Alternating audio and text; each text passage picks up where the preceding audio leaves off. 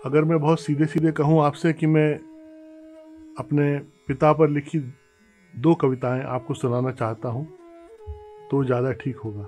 उसके बाद मैं कुछ थोड़ी भूमिका बनाता हूँ और आपको ये बताना चाहूँगा, अपने मन से ये कहना चाहूँगा कि धीरे धीरे दुनिया बदलती है, हमारा आसपास बदलता है, स्थान बदलते हैं, घर बदलते हैं, भवन बदलते हैं, पार्क बाग बगीचे बदलते हैं, मैदान बदलते हैं।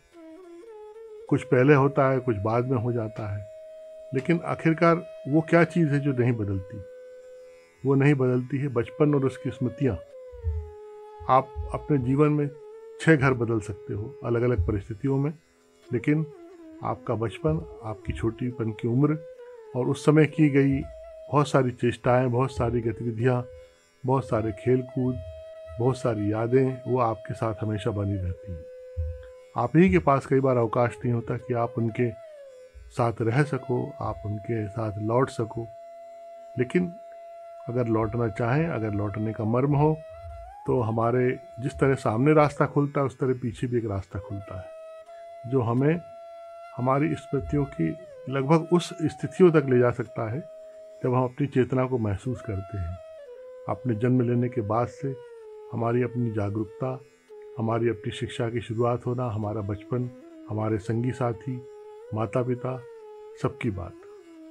आज एक ऐसा समय चल रहा है जिसमें हर दिन कोई ना कोई दिवस है, हर दिन कोई ना कोई दिवस मनाया जाता है।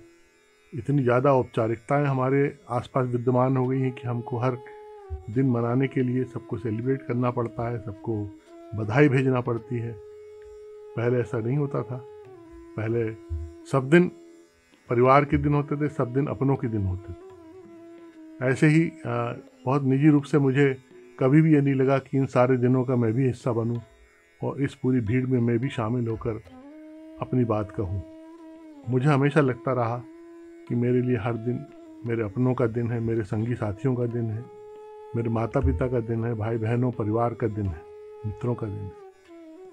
ऐसे ही किसी अवसर पर मुझे जब कई बार अवकाश मिलता है तो मैं अपनी स्मृतियों की ओर लौटता हूँ। जब मैं कभी अकेला होता हूँ, अपने आप में होता हूँ, अपने स्वभाव में होता हूँ, तब मुझे लगता है कि मैं पीछे चलूँ और फिर मैं पीछे जाता हूँ। अभी हाल ही में एक ऐसा अवसर आया जब मुझे लगा कि मैं लगभग 4-5-6 वर्ष का सुनील हो गया हूँ, जो अपने पिता को सुबह ऑफिस जाते हुए कैसे विदा करता है और शाम को कैसे उनकी प्रतीक्षा करता है। मैंने उसको लिखा तो कविता के भाव में है, लगभग मैं उसी अनौपचारिक भाव से पढ़ भी रहा हूँ, लेकिन मैं बहुत निजी तौर पर मानता हूँ कि मैं कोई कवि नहीं हूँ, ना ही मुझे कोई कविता पढ़ने का कोई उस तरह का शऊर भी है। लेकिन अगर मेरी भावना, मेरी बात आप तक पहुँचती है, थोड़ी सी भी पहुँचती है, तो मुझे अच्छा लगेगा और मुझे यही संतोष रहेगा कि मैं अपनी बात को किस तरह कह पाया। पिता, 2 कविताएं हैं, जब ऑफिस जाते हैं और जब ऑफिस से आते हैं। पहले जब ऑफिस जाते हैं, मैं उनको दरवाजे से टाटा करता हूँ, वो मुझे दरवाजे से टाटा करते हैं। फिर मैं उनको फाटक से टाटा करता हूँ, वो मुझको फिर फाटक से टाटा करते हैं। मैं उनको देखता हूँ फाटक के बाहर खड़ा हुआ, वो कुछ कदम जाकर मुड़कर मुझे टाटा करते हैं। मैं उनको देखकर टाटा करता हूँ। वो बिजली घर से आगे पीछे फिर मुड़कर देखते हैं। हमारे घर से 4-6 क्वार्टर 10 क्वार्टर आगे पावर हाउस बना हुआ है, जिसको हम लोग बिजली घर कहते हैं। तो वो बिजली घर से आगे फिर पीछे मुड़कर देखते हैं। मैं उनको देखने पर उन्हें टाटा करता हूँ। मैं खड़ा रहता हूँ उस समय, उनको जाते हुए देख रहा होता हूँ। वो मुझे फिर टाटा करते हैं। मैं उनको जाते हुए देख रहा होता हूँ, मैं फिर मुड़कर देखने की बाट जो रहा होता हूँ। मैं लगातार खड़ा रहता हूँ और मैं इस कौतूहल में रहता हूँ कि अब वो अगली बार पीछे मुड़कर कब देखेंगे।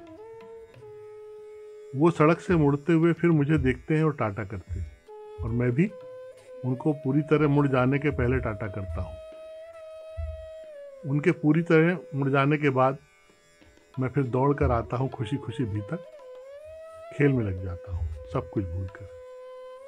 पूरा दिन मेरे साथ और मैं पूरे दिन के साथ खेला करता हूँ, और दिन के साथ मेरे आसपास की दुनिया भी, हम सब एक खेल में शामिल हो जाते हैं और पता नहीं कब शाम आने लगती है।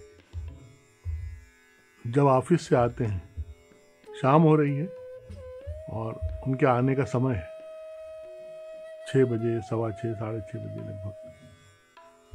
शाम होते ही फाटक के बाहर बैठे या सड़क पर खेलते हुए आंखें सड़क पर दौड़ा करती हैं, मोड़ के उस पार आखिरी छोर तक, जहां से किसी भी समय पापा मुड़कर आते हुए दिखाई देने लगेंगे और उनको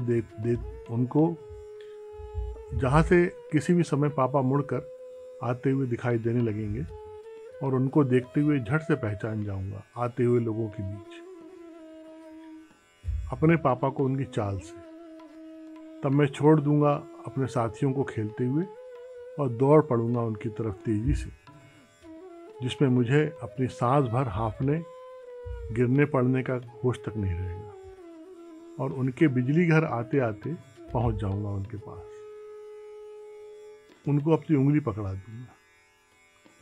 उस समय मेरे चेहरे की हंसी और खुशी का कोई साक्षी ना होगा, सिवा उस समय के जो होगा अधिक से अधिक 1967 या 68 का।